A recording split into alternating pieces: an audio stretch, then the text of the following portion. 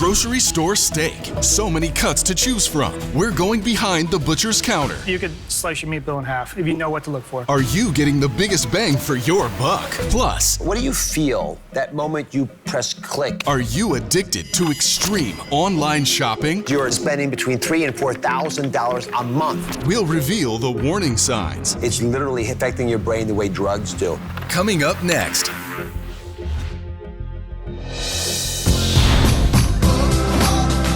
Y'all ready for season 10? Yeah!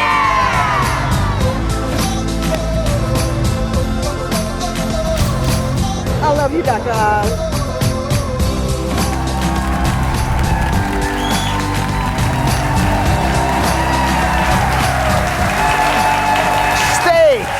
Steak, everyone loves it. It shouldn't just be for the wealthy. But some of you are being overcharged for beef cuts at the supermarket. Is there a meat conspiracy going on behind the butcher counter at your local grocery store? That's the big question. Bryan Roof from America's Test Kitchen is taking us behind the swinging doors to reveal the secrets they may not want you to know. We all want our best bang for the buck. If money's short supply, meat is something that's desirable. What's the first tip you'd offer all of us to make sure it goes as far as possible? Well, the first thing you could do, whether you shop in a fancy meat market or a general supermarket, is get to know the butcher. Ask them which cuts of meat they like. I can guarantee you they're not the most expensive ones in the case. They could tell you which cuts of meat to cook which way, what's the best value that particular day. So you can tap into that resource. What's a typical way a butcher can save you money? Well, when you're buying a roast, for example, ask them to trim off the excess fat, excess bone, so you're just paying for the meat that you're going to eat. Okay, now, not everybody will do this, but you'll be surprised if you ask them what they could deliver sometimes. I guess it doesn't cost them anything. They make a better relationship with you. I never thought of asking for that. Yeah. Why pay for bone? Unless you got a pet, maybe. All right. Right. My resident coupon queen, Renata, has another great money-saving tip for anyone buying supermarket steak. She comes up with the best ideas. All right, break it to us. What's the secret? Oh, my goodness, okay? The secret is morning meat markdowns, okay? And let me tell you what that is. Yeah. Yes.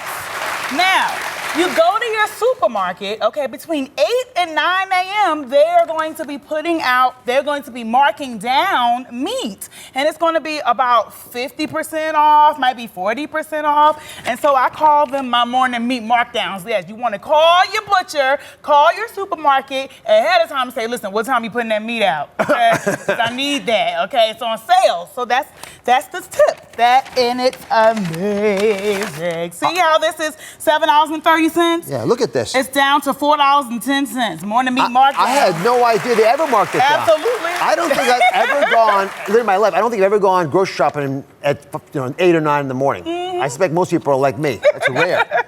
Well, when you're a couponer like me, that's when you get the And good this is a sales. ribeye steak, too. Yeah. Nicely done, Renata. Absolutely. All right, I appreciate it very much. No problem. All right, come on over here. So, Brian, next week we got to separate the good meat from the not so good meat at the supermarket. So put your butcher hat on. That teach us a little bit. First of all, they have those labels on them. What does that mean? The select, the premium. The first thing you want to check out is the label, and you're looking for the grade. That's prime, choice, and select. Now, select is the lowest grade, and you don't typically see that in most grocery stores anymore. What you tend to come across is prime and choice. Now, prime is the high-end steak. It's got the most intramuscular fat, it's the most tender, most juicy, but it also comes with a high price tag. What you want to get is choice. Now, choice, if you know what to look for, can be just as good as a prime steak. So what do you look for? You look for the marbling on a steak. The marbling is the intramuscular fat. It's the fat within the meat. These little streaks of fat right in here. Right. That's what you want to get. So if you had 3 steaks that are all similar cuts, you want to get the one with the most marbling in it. Now, the marbling does a few things for you. As that steak cooks, that intramuscular fat melts, and it's going to give you a greater perception of juiciness and tenderness, and it's going to be a lot more flavorful. If I want to have a low-fat meal, though, I could get a slight marbled choice cut, and I'm still okay, or does it taste like rubber? No, it doesn't taste like rubber. It just depends on which cut you buy. All right, so choice instead of premium. Correct. And marbled. That's right. I like this to save money. All right, come on over here. The next most affordable thing you got to do is find a steak that can feed a crowd with. Now, Vivian says she and her family love a great steak dinner. Welcome to the family. All right. But it gets a little pricey. So what kind of steak do you get to feed a family of 5? So I like to get ribeye steak. It's the best type of steak. I've tried other types of meats and it comes out tasting tough. And let's be honest, it can get quite expensive. Well, I'll tell you, I love ribeye. It is very pricey. And then some of its alternatives are pricey. But guess what? Bryan has got something else that is the tastiest, most economical choice. And he says it'll change your life. He's bringing it to you here. What's this called, Bryan? This is a tri-tip, and it's cut right from the sirloin of the steer. I'm sorry, it's called a tri-tip? Go ahead. Tri-tip. It's cut from the sirloin of the steer. It's got a nice amount of intramuscular fat. It comes in about a 2-pound chunk, so it's enough in one purchase to feed an entire family or a crowd. It's really flavorful, and if you slice it thin, it's very tender. Vivian, you be the judge whether it's tender. I trust the butcher, but I trust the mom a lot more. Yes, it's perfect. It's really tender and juicy. Would it replace your ribeye? I think so. There you have it. Now, if the taste is acceptable, let's look at the numbers. This is Bryan's promise. It was tasty and it's economical. So I'm going to put them up for everybody to see. The ribeye that Vivian used to buy would cost her about $70 to feed a family of 5, about $14 per serving. The entire family with the tri-tip can be fed for $40. It's a fraction of the cost. All right, enjoy. All right, next, don't get caught up in the fancy names. Ashley and Joy from the audience are here with a little challenge. They're wearing blinds for a reason. They're blindfolded because they're going to tell us honestly what they think they're eating, whether it's good or not. Ashley, what do you normally order when you go out for a meal? Well, I love a nice filet mignon, grass-fed usually. So filet mignon grass-fed probably costs you a little bit. And you guys both have steaks in front of you that are not grass-fed filet mignon, but I'm going to hope that you still appreciate the taste. So Ashley, you go first. What do you think about this? Oh, it's juicy. It's tastes like it's been marinated for a while too. Joey, your thoughts? You know, it's very nice. Succulent, Dr. Oz. Succulent? Succulent. All right, take off your blindfolds. Congratulations. Bryan, reveal what they just had. Right, so a lot of people think that beef tenderloin and filet mignon is the best cut in the steakhouse. It is definitely the most tender, but it doesn't have as much flavor as a lot of other cuts. So what I've done here is replace that tenderloin with a hanger steak, and that comes from the plate area of the steer. And if you slice it nice and thin against the grain, it's got a lot of beefy flavor to it and a lot of juice too. Delicious. Actually, you don't have to break the bank. You could actually serve this at home. It saves you a lot of money, but I love eating this at home on the barbecue because it's easier to make for me. What were you going to say? I was going to say that this steak here is a flat iron. Oh, they're different? Yeah, they're different steaks. Oh. This is a cut that I like to think replaces the porterhouse in some way. It's very juicy. Yeah, no, it's a lot of great beef flavor. Absolutely. How much do you think we overpay for meat? Just because we've been led to believe that some cuts are better than others. Do you think we could probably run up half the meat bill? Absolutely. We could. You could slice your meat bill in half if you know what to look for. Wherever your butcher is in your life, find him and talk to him. Our investigation in the supermarket steak continues after the break. Chef Bryan's going to reveal the cheapest, tastiest steak lurking right under your nose at the supermarket, and he's going to show you how to prepare it like a pro. So you will not want to miss this. Did you kill Travis Alexander? Yes, I did. Convicted of brutally killing her boyfriend. The bloody crime scene, it was everywhere. Why her lawyer says taking on her case ruined his life, career, and health. Plus, this life isn't the way I want to live it. Addicted to laxatives. I couldn't get through a day because I was constantly going back and forth to a bathroom. All new Oz. That's coming up tomorrow.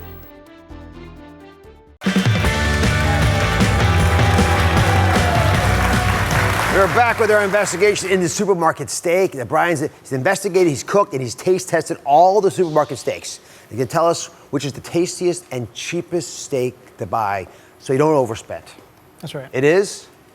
Drum roll. Drum roll. Flank steak. You know, my son has been buying that exclusively. And it tastes so good. I'd never even tried it until a few years ago. Yeah, it's one of my favorite cuts. It's nice and even. It goes well in stir-fries, tacos, or just as a straight steak in the pan. It's got a nice amount of intramuscular fat, but it's also relatively lean. And you can obviously see the grain structure of it, so it helps with the slicing. So why don't more people get flank steak? Is it just a hidden gem? It just gets overlooked because it doesn't look like a whole lot, does it? No, it doesn't. But we can still muck it up, so, even if you're not. So what are some secrets to make sure you don't? The biggest mistake we all make is what with meat? People don't get the right temperature. So they overcook it and they undercook it. This is a problem because people tend to follow recipes and they look at the times in the recipes when you need to be going by the visual cues or the actual numbers in the recipe. So you need to invest in a digital thermometer. You can get them for just a few dollars online, and they make a world of difference. Even those professional chefs in restaurants use thermometers. And look at this chart, guys. Depending on if you want it rare or well done, so don't go by the outside or just look at the temperature chart, you'll get there. Do you ever look at that and say, hey, this is rare, not, you know those little tricks they have? You can hold your fingers together and pinky to thumb when you hold your palm lightly. So from that is, that's well done. So you start off, this is this is rare, medium rare, okay, medium. Rare, well done. Remember that, rare, well done. Rare, well done. And that with the temperature chart and you're good. Okay. Yeah. Then you say we got to pat the meat to dry it off. Right. So one of the biggest mistakes people make is they don't dry the meat before it hits the skillet. This is important because in order to get that nice, desirable browning caramelization on the meat, we need to make sure all the moisture is gone. Once it's dry, salt, pepper. Right. So another thing I like about this flank steak is that you can cut it into individual steaks. So I'll split this one down the middle. And then I'll cut it into a little steak like this so you can have individual portions for your guests. So all you need to do is just heat up a little oil in a cast iron skillet here. We'll season the steak up nicely. A little kosher salt and black pepper. The oil is spread. And then it starts to bubble a little bit, you throw it on? Yeah, you'll start to see the oil start to shimmer and just barely smoke. And then you make sure it's nice and hot, and then you drop the steak right in there. You want to hear that sizzle. All right.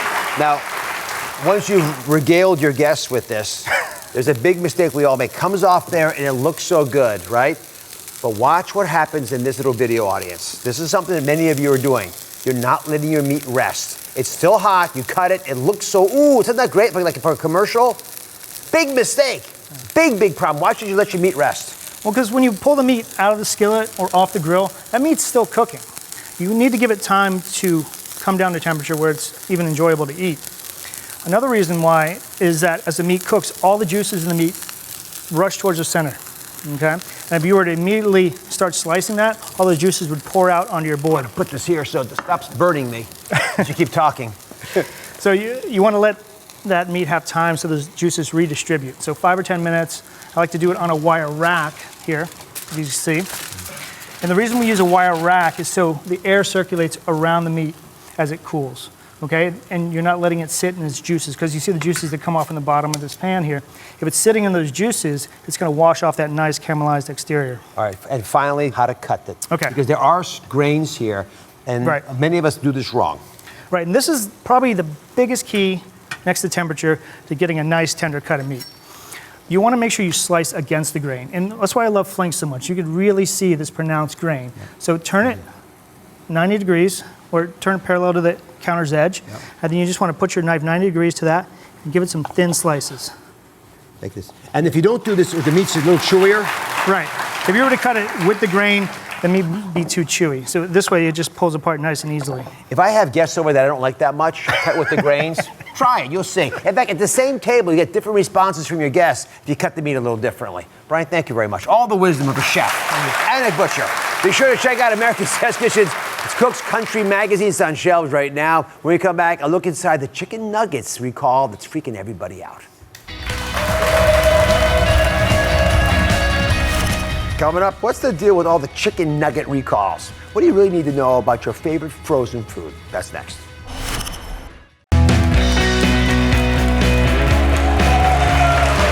Today, what is the deal with all the chicken nugget recalls lately, right? They're getting wood chips, I'm seeing pieces of rubber. Literally, that's what the reports are. 120,000 pounds of nuggets were recently recalled from 2 major brands for containing contaminants and possible allergens. So we're going behind the food headlines to cover what is really going on. Who better to help than Chef Roblé Ali, who is here to investigate. So I gotta say, when I read about rubber, I wasn't quite sure how it would get into the chicken nugget. Well, here's the story.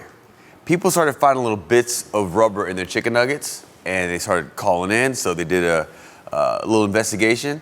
And what happened was a piece of like a rubber seal on some of the machinery that they used to make the nuggets fell in there, got mixed in, and it went out. I mean, I've heard of rubbery chicken nuggets, but not rubber in the chicken nuggets. It's a little bit much there. Right. Yeah. A different brand recalled 70,000 pounds of gluten-free chicken nuggets. Not because they weren't gluten-free, but because they were containing wood. Why would there be wood chips in there? What happened when they did they looked into this one, they couldn't figure it out. And they said there may be wood in there, so they did the the recall. All right, so according to the USDA, no one has reported adverse reactions after eating the nuggets. The brands who did recall chicken nugget with the potential wood pieces said it was an isolated incident, and the recall was being made out of an abundance of caution.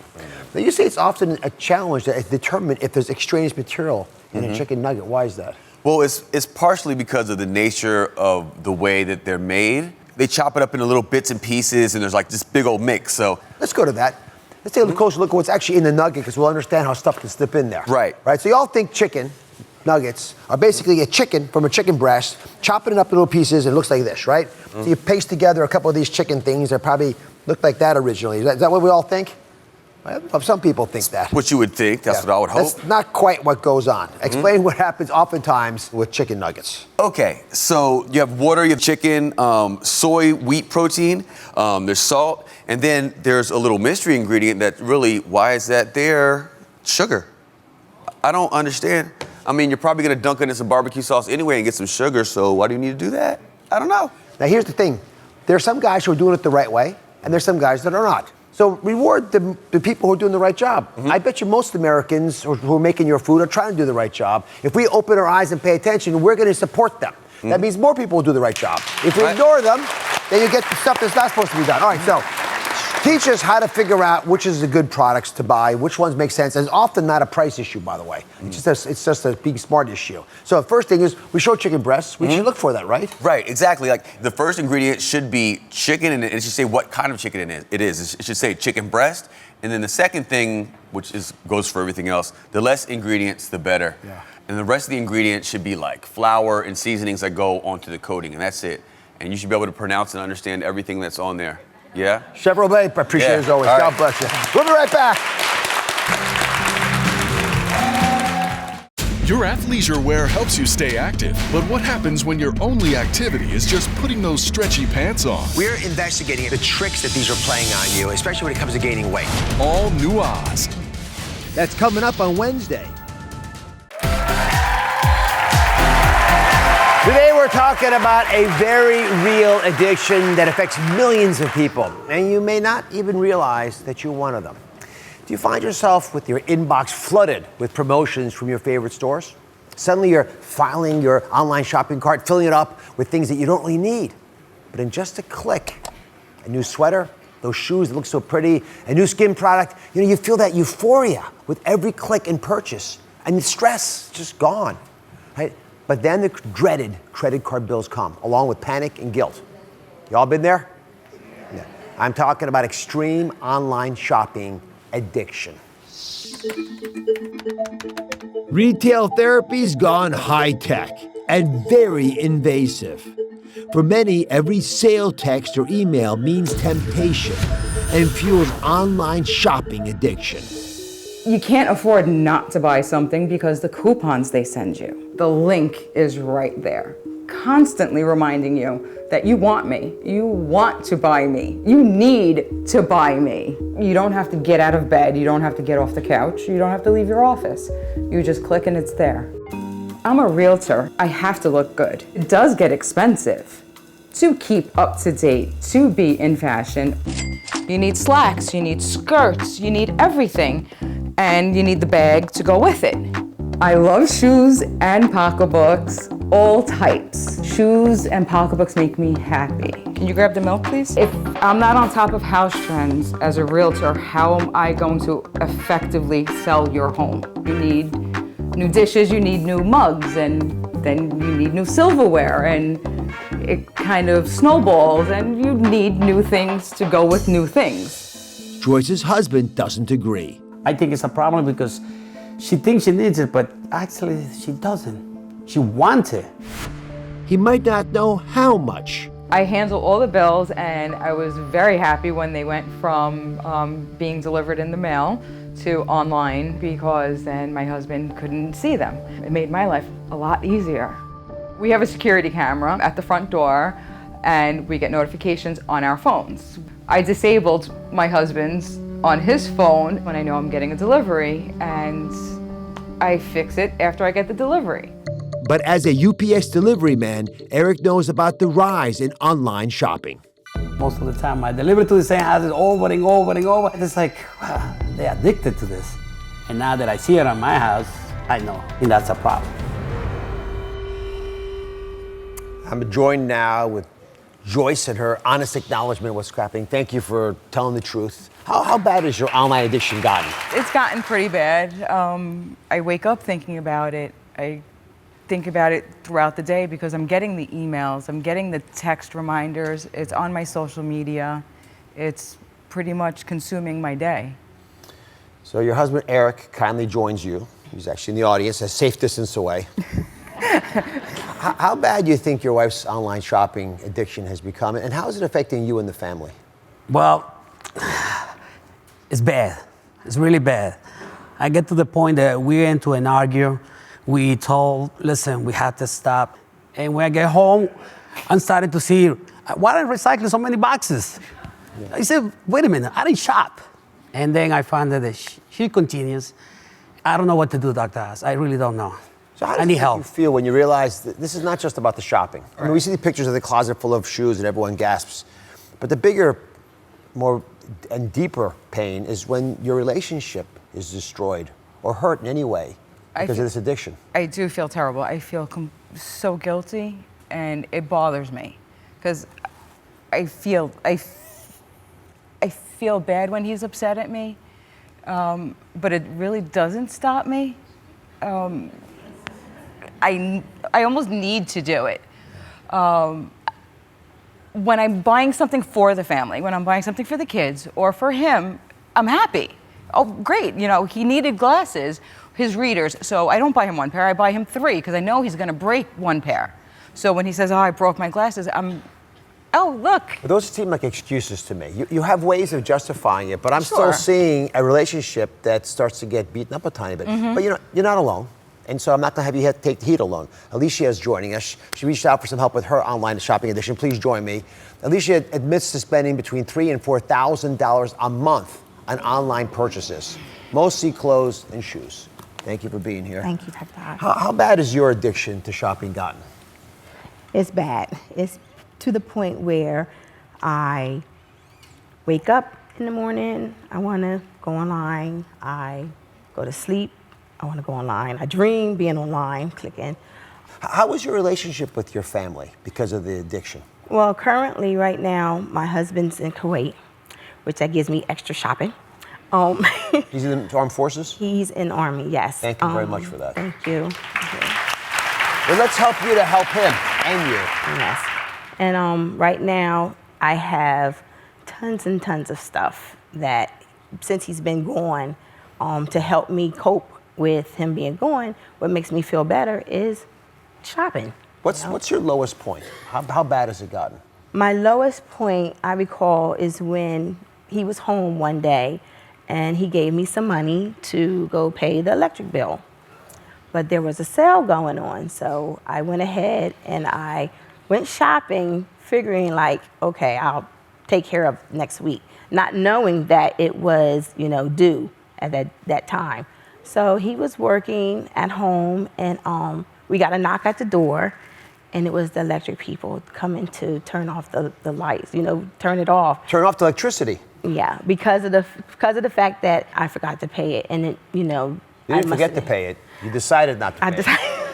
So he was, I gather, a little upset about that. He was, and it was embarrassing. It was embarrassing. I felt like I wanted to just die and just cry, because he looked at me, he said, I gave you that money to go pay the electric bill.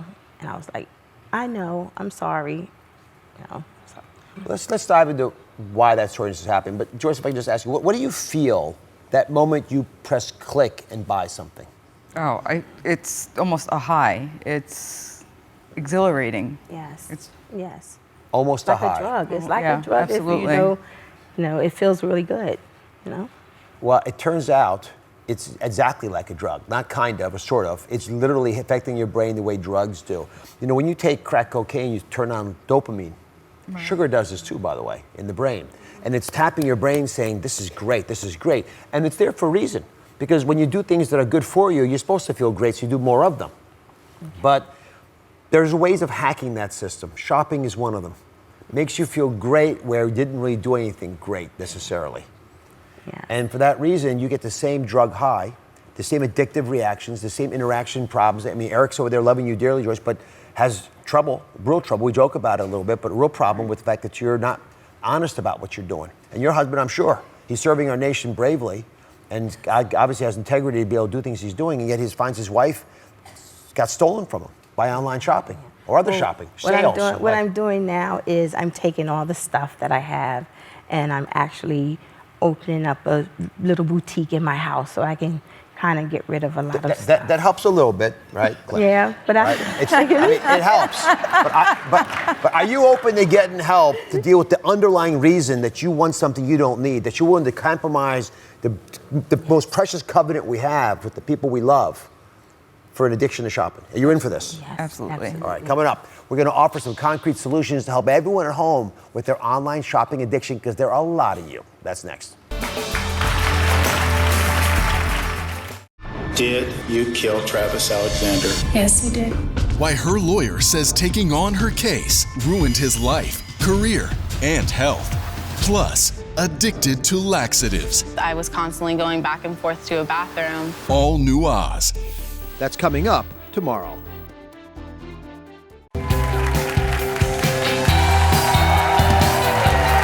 We are back talking about online shopping addiction. It is a serious problem. In fact, there's between 5 and 8% of Americans we think who suffer from some sort of shopping addiction. We are joined now by Farnoosh Torabi, financial expert and host of the podcast, So Money. Let's go through the main causes of this shopping addiction, right? And there are a couple clear ones. I want you to keep track of these and tell me which ones resonate with you. The first is anxiety, stress, Yes. to deal with the isolation that results. Absolutely. We feel bad. We have a string of bad days or we're just down on ourselves. Often we turn to vices, and shopping addiction is one of those vices that millions of us turn to. Social media. Aha.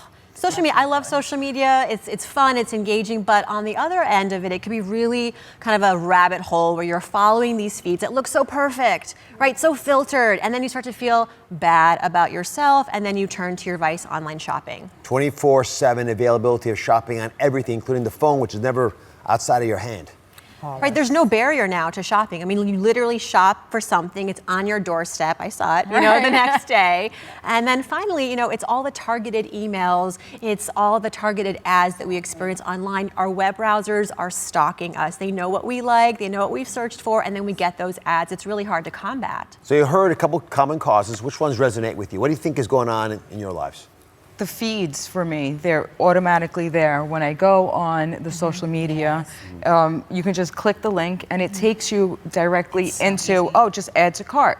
Yeah. And if you leave it there, it reminds you to go back and look for it. And if you actually go into onto a store's website and you drop it in the cart, it tells you again, and it'll send you a coupon. And then it adds you to the mailing list and it sends you a coupon in the mail.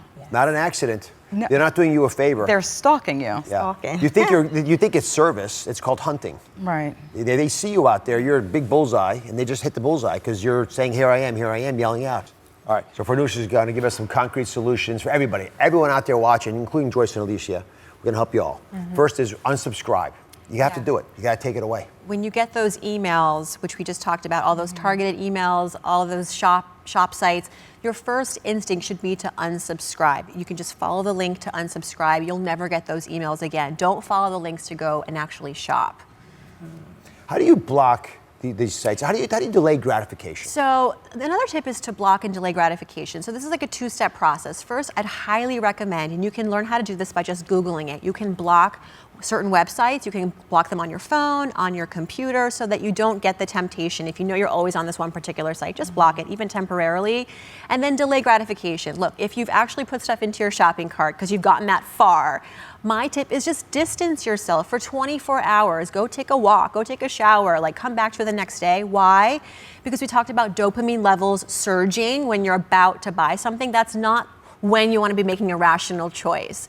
So distance yourself. You'll realize the next day you probably don't want the shoes. Let's be honest. But what if you tried that already? What if you unblocked it and everything, and then you leave it and you come back? It's like it's not unblocking. You're blocking it. You're blocking it. Part of what I'm hearing is you guys they're chumming the water for you, and you have to stop that. You can't let them put that that stuff around you because you just start gobbling up whatever's around you. Yeah. And part of it, I think, is to allow you to do, because some of it's going to be up to you. I think the one big tip is you got to avoid the prime time online shopping. So at the end of the day, you have to change your habits. And what we find is that prime shopping hours online is after work and before we go to bed. Yes. So first, you've given us some great tactics like blocking and avoiding prime time problems, but how do you get the emotional support so you don't crave it with the tip of your finger pressing click? So this is really the crux of it, right? You have to kind of look within. What is the emotional void that you're trying to fill with stuff? Because this isn't about easy access or technology all the time. Really, at the heart of it is, you know, there's something missing. And I think truly to address that is of the utmost. And for some people it means therapy, for others it may mean reaching out to friends. I think coming on this show and being open and honest with us and your family and friends is an amazing first step, and I want to applaud you for that. It's really the first step to recovery. But let me ask you, since we do think you're filling a void, all of us, with shopping, what is that void? Where do you need help, emotional support? I believe mine right now is my husband not being here, and you know, me not having no one to talk to at nighttime, and the commercials on, and I think that's, you know. And then I also like shopping when I'm stressed or, you know, or my anxiety, you know. So, but right now I believe it's because of him not being here. At least we got a target now. Let's focus on what we can do. I'd rather he sends you spam mails and you get it from shoppers. And you're hungry. Eric's here. So what does he need to do? What's the void that you're feeling where he might be able to help you? Well, he could be here, but he works. He's always working, and there's always overtime, and he's also a soccer coach. And, you know, I'll never blame my kids for anything, but we have kids. And whose kids doesn't take up a majority of their time? There's always something. So you're lonely. You're both lonely, which is probably a big reason why shopping has become what it has as an addiction. I think the real person you got to keep you company with is you, right? It's inside of you, which is, I know we're going to solve that like this, but at least we know what to aim at.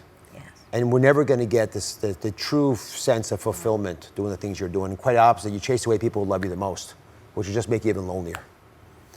Farnoosh, what should someone do if they think they've got an online shopping addiction? Because I bet a lot of people at home right now just sort of woke up to that reality. Just reach out to someone you trust, a friend, because we've talked so much already about feelings of isolation, feeling lonely. And so you can only control what you can control. You can control your environment, control your community, reach out to people. And if you have a friend and you're watching, oh, I have a friend who has online shopping addiction, be the friend. Call your friend, show up, initiate activities together, and then over time, you know, break the ice and talk about how you're really feeling. You have to get this out. You cannot keep it bottled up. All right. Okay? Sounds good. God bless you both for being here. Thank you. Farnoosh. Thank you very much. If you think you have a shopping addiction, find out more helpful tips on my website. I'll be right back. Your athleisure wear helps you stay active, but what happens when your only activity is just putting those stretchy pants on? We're investigating the tricks that these are playing on you, especially when it comes to gaining weight. All new Oz. That's coming up on Wednesday.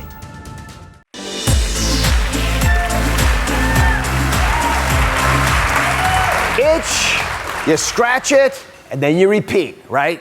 We all do it. We itch, scratch, repeat. Itch, scratch, repeat. We're hardwired. The chances are, if you're an eczema sufferer, this is an uncomfortable, embarrassing, and cumbersome cycle that you and your skin are all too familiar with. So I brought in board-certified dermatologist, Dr. Elizabeth Tanzi, who's here on behalf of my trusted sponsorship partner, Eucerin, to help you break that cycle. Thanks for always for being here. So itching is a natural response, but sometimes it gets out of hand. And eczema is a classic example. So explain what it is and what causes it. So there are several different types of eczema, but one of the most common is called atopic eczema or atopic dermatitis, which is a chronic, relapsing inflammatory condition. It affects 30% of children and 15% of adults, and unfortunately, the prevalence is on the rise. And it seems to be, it runs in families, And it's triggered by certain things. There's some environmental factors, irritants, allergens, changes in the weather, and just simple stress can flare it up as well. And it can be really disruptive to not only the person, but also family members as well. So it's really a quality of life issue. Remind everybody of the classic symptoms. So as you can see, this type of eczema is characterized by red, inflamed, dry, and really itchy skin. It's intensely itchy, so people start to scratch it, which ends up making it worse. Not better, but worse. And then over time, the skin can actually thicken as well. Another key factor here is that it's chronic and relapsing. So you have these flare-ups and recurrences, and then you'll have periods of rash-free skin. Right, so that's your opportunity. So let me show you what experts believe happens in an eczema cycle. And we built a little model that'll help you understand what's going on beneath the surface of the skin. But let's just say this is the surface of the skin, and down on beneath here is the insides. Now, the surface of the skin, hopefully most of you have skin looking like this, right? It's normal, fine, no problems. With atopic eczema, right, something irritates your skin. So you start to get a little bit of itching, and then as that irritant becomes more prevalent, you'll start to itch harder and harder and scratch it. As you scratch it, you'll start to now see that you have the beginnings of an eczema flare-up. And this eczema flare-up becomes problematic because once it's there, it's harder to stop it. And you get a little wrinkling of the skin. You can sort of see how it looks irritated. It'll look dried out. And of course, the more you itch it, the more you get problems. So you don't just get this little scaling, you'll actually get more significant breaks in the skin, which would complicate your life that much more. So what is the goal when you're treating eczema if you don't want to be like me and itch away at everything? Right, you don't want to get to that point where you're breaking down in the skin. So when you have a severe flare-up like this, you may need to go to a dermatologist to get a prescription steroid cream to calm this down. But since atopic eczema is a chronic relapsing condition, the long-term goal is to prolong those flare-free periods and reduce the risk of recurrence. So the number one most important thing you can be doing for your skin is moisturizing every day with a product that's specifically made for eczema-prone skin. All right, so what do you recommend for long-term management of eczema?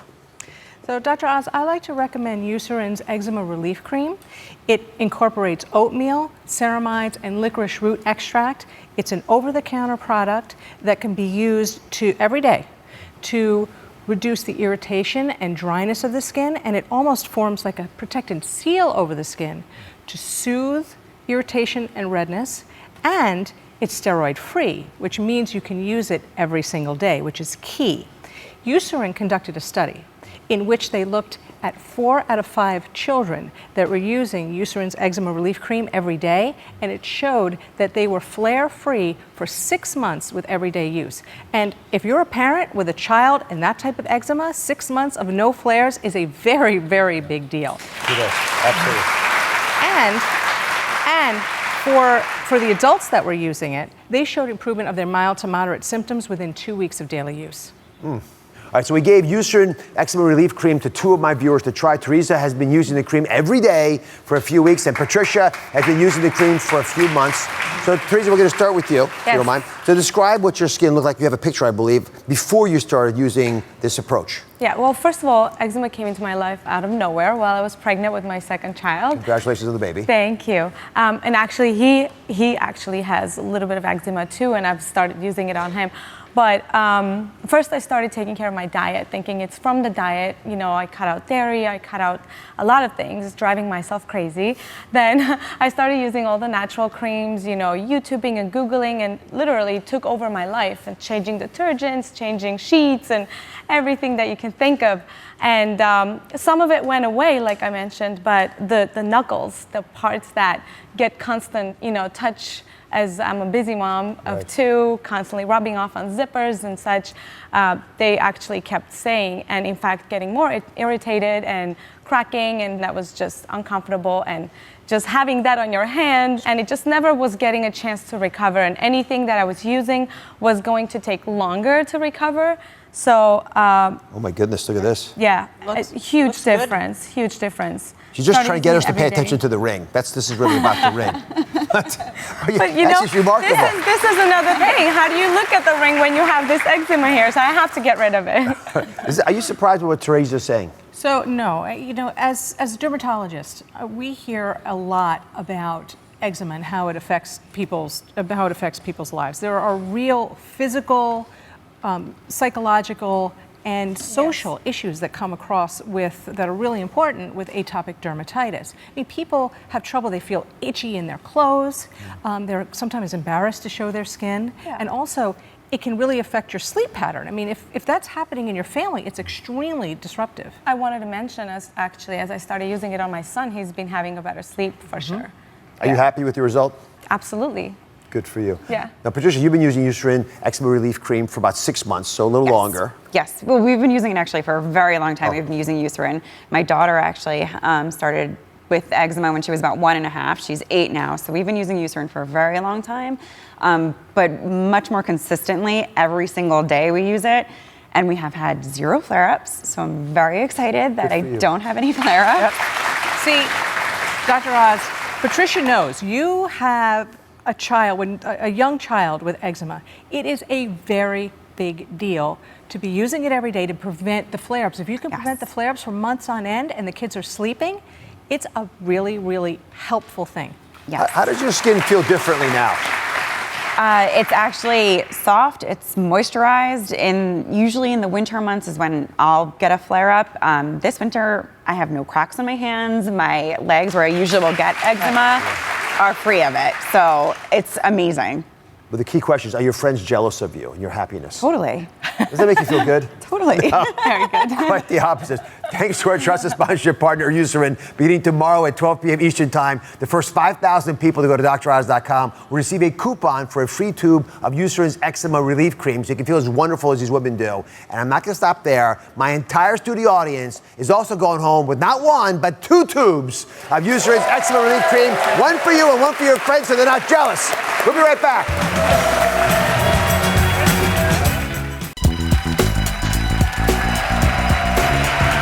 Today, the new science that says your brain power changes with the seasons. Your brain may have to work harder depending whether it's hot or cold outside. Who loves the cold weather here? Cold weather lovers? Yeah, them. And who's missing the sunny and hot days right about now? We were all a little different. Here's the deal.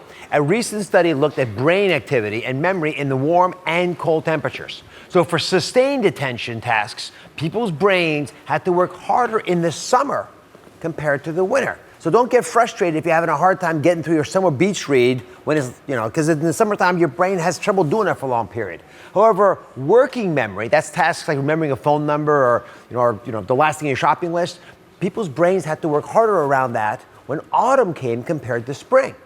It's a medical mystery as to why this happens, but it might be because of our circadian rhythm and changes in daylight. So here's the deal. In winter and in spring, your memory is a little bit of a leg up, right? So maybe that's why there is no school in this summer.